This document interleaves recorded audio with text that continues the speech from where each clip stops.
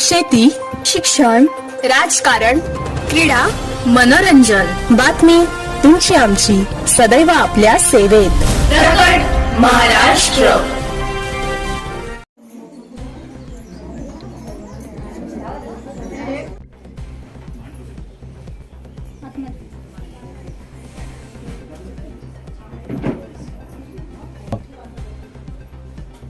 आरोग्य मंदिर, आयुष्यमान कोतापूर आणि ग्रामपंचायत कोतापूर यांच्या वतीने आज महिला मेळा, आरोग्य तपासणी तसेच इतर डोळ्याची तपासणी वगैरे हे कार्यक्रम आपण इथे आयोजित केलेले आहे. त्या कार्यक्रमाला उपस्थित माननीय सरपंच कोतापूर काही कारणास्तव मीटिंग झाली आहे, त्यांचा निरोप आलेला आहे. कार्यक्रम चालू करावा. हॅलो,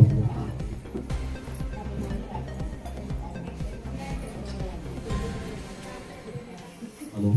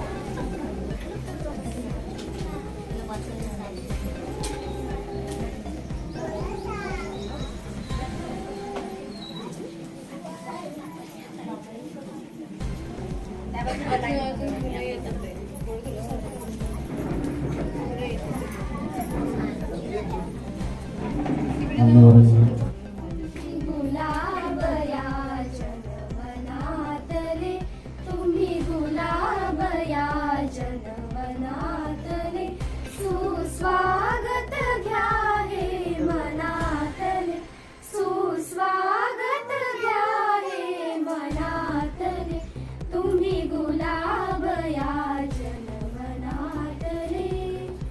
वृक्षलतानी मंडप सजला, नववसनानी बालक नटला. वृक्षलतानी मंडप सजला, नववसनानी बालक नटला.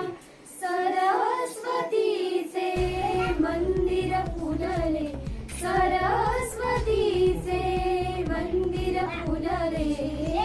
तुम्ही गुलाब या जनमनातले, तुम्ही गुलाब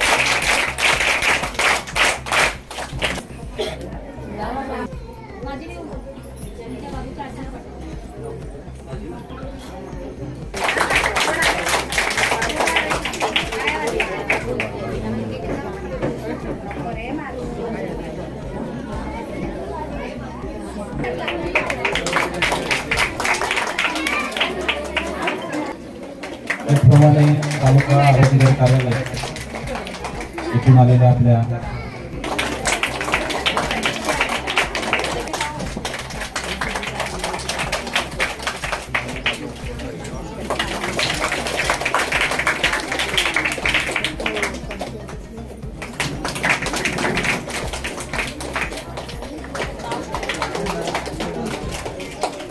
सर्वांना नमस्कार. विद्येची देवता, आपल्या आरोग्याची देवता आता धन्वंत तिला नमस्कार. महाराष्ट्राचा आराध्य दैवत छत्रपती शिवराय, रत्नाचे शिल्पकार डॉक्टर बाबासाहेब आंबेडकर यांच्या चरणी लीन होऊन आज या आयुष्यमान आरोग्य केंद्र कोल्हापूरने जो आरोग्य मेळावा, महिला आरोग्य मेळावा आयोजित केला आहे, त्या मेळाव्याला उपस्थित असणाऱ्या मंचावरील सर्व आरोग्य कर्मचारी, अंगणवाडी सेविका, पुढे सर, आपल्या DMचे सर्व कर्मचारी, आमचे ज्येष्ठ अमरे साहेब, आमच्या पक्षाचे शाखा प्रमुख ठाकर साहेब, सर्व उपस्थित महिला वर्ग साहेब असतात. आणि मला आनंद तर होतोय की एवढी उपस्थिती मी कुठं बघत नाही आरोग्य मेळाव्यासाठी. तर खरोखर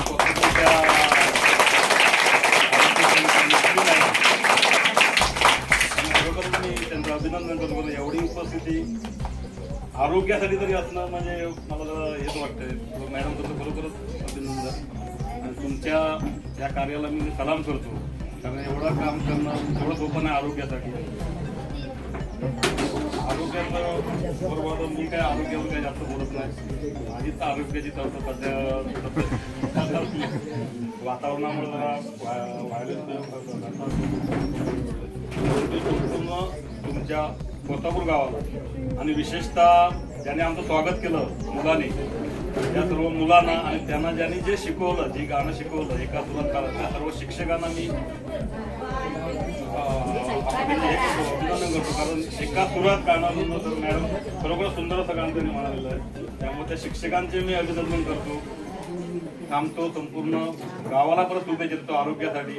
आरोग्य शिबिर आहे, सगळ्यांनी ह्या सगळ्या आरोग्य शिबिराचा लाभ घ्यावा असे मी विनंती करतो आणि थांबतो. जय हिंद, जय महाराष्ट्र. सर्वांना, उपस्थित मान्यवर आणि सर्व बंधू भगिनी आणि सर्व किशोराई मुली वगैरे यांना आज मी इथे उपस्थित राहिले. मला खूप आनंद झाला.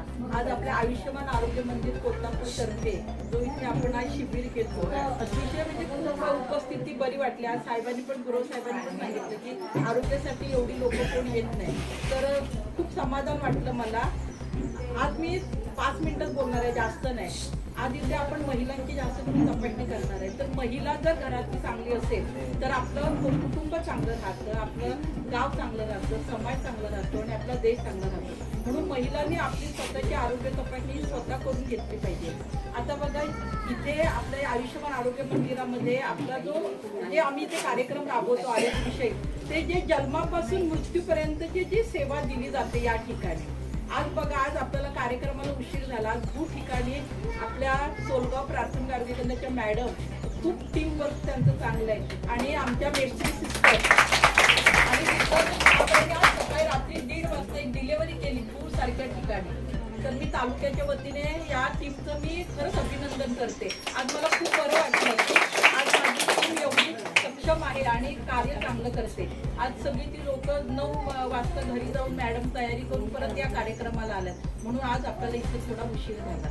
तर जन्मापासून आता मी लसीकरणाबद्दल वगैरे काही जास्त बोलणार नाही, पण जन्म झाल्या झाल्या आपल्याला त्या बाळाला पण लसीकरण करायचंय का आपलं आरोग्य चांगलं राहण्यासाठी. आपलं आरोग्य चांगलं असेल तर आपण सगळं करतो, आपलं आरोग्य चांगलं नसेल तर आपल्याला ऊर्जाच राहत नाही. तर यासाठी आपल्याला काय करावं लागतं की आहाराबद्दल मी 2 मिनिटात बोलतो. तर आहार अत्यंत चांगला घेणं गरजेचं आहे आपल्याला सर्वांनीच, म्हणजे महिला असू दे, किशोरवयीन मुली असू दे.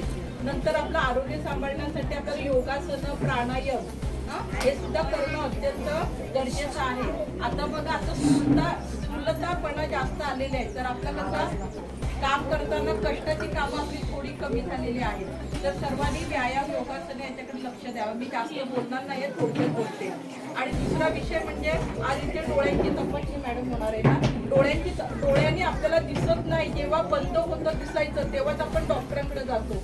तर असं करायचं नाही. आपल्या इथे आयुष्यमान आरोग्य मंदिरामध्ये आपल्या डोळ्यांची पण तपासणी केली जाते. आता पटकन मी आपण इथे काय कामं करणार आहोत ते मी सांगणार आहे. आपल्या या आयुष्यमान आरोग्य मंदिरामध्ये गर्भावस्थेमधली सगळी काळजी, प्रसूतीमधली सगळी काळजी, प्रसूती पण आपल्या इथे होतात जशा मध्ये झाल्या. नंतर लहान मुलांची सगळी लसीकरणं, त्यांना आपल्याला गोळ्या वगैरे द्यायच्या, HP कमी होतं मुलांचं वगैरे. नंतर किशोरवस्थेमध्ये जे लसीकरण केलं जातं, हिमोग्लोबिन तपासणी केली जाते, मासिक पाळीबद्दल मार्गदर्शन केलं जातं मुलींना. या सगळ्या किशोरवयीन मुलांना पण आणि मुलींना सुद्धा या सेवा इथे दिल्या जातात. नंतर कान, नाक, घसा जो असेल ते जर तुमचं काय दुखत असेल तरी तुम्हाला इथं सेवा दिल्या जाते. नंतर 1 मिनिट जास्त नाही बोलत आहे मी. नंतर असंसर्गजन्य रोग म्हणजे रक्तदाब असेल तुमचा, मधुमेह असेल, कॅन्सर. आता बघा HPV लस दिली जाते, माहिती आहे ना. HPV घेतली ना शाळेमध्ये, तर HPV लसीकरण म्हणजे स्त्रियांना जे गर्भाशयाला कॅन्सर होतो तो होऊ नये म्हणून आपण मुलींना आता देतोय ना.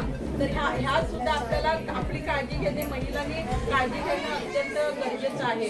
परत स्तनाचा कॅन्सर, स्तनाचा पण कॅन्सर स्त्रियांना होतो, इकडे दुर्लक्ष होतं आपलं. गाठ आली, कुठली शरीरावर गाठ आली तर ती लगेच इथे दाखवून घेतली पाहिजे.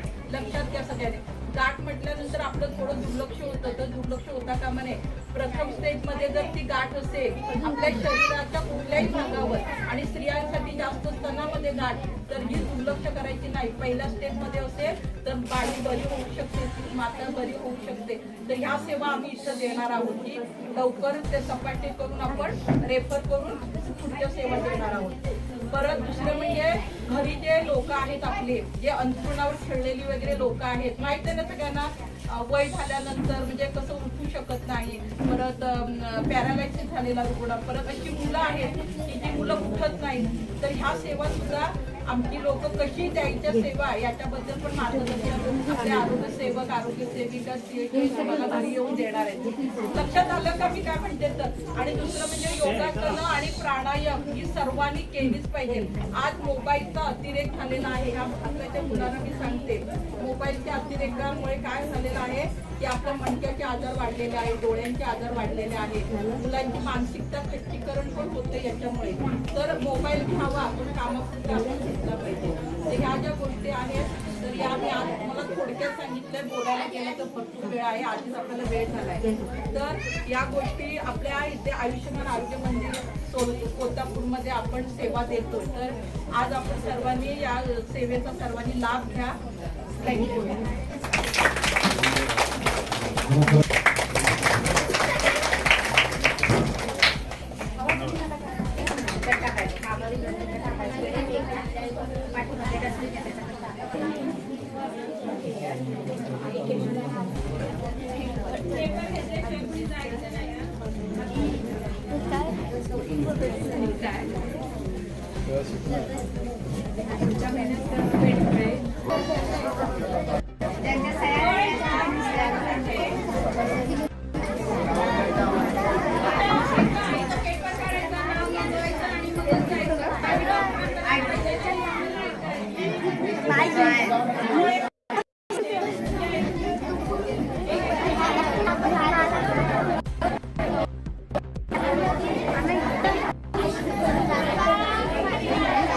Sabe.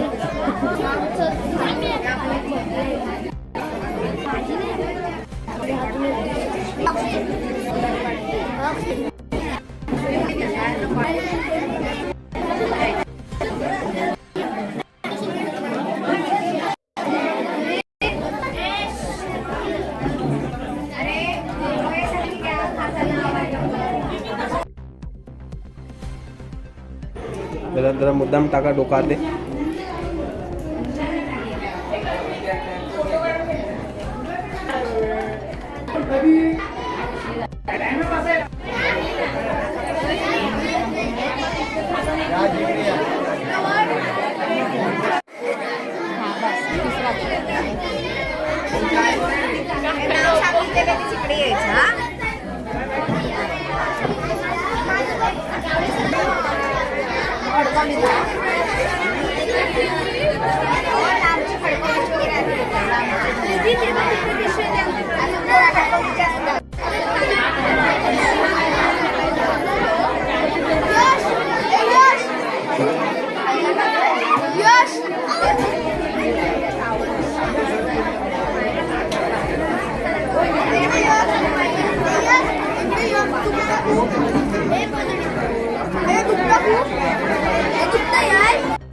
प्रकट महाराष्ट्राला लाईक, शेअर आणि सबस्क्राईब करायला अजिबात विसरू नका बरं का.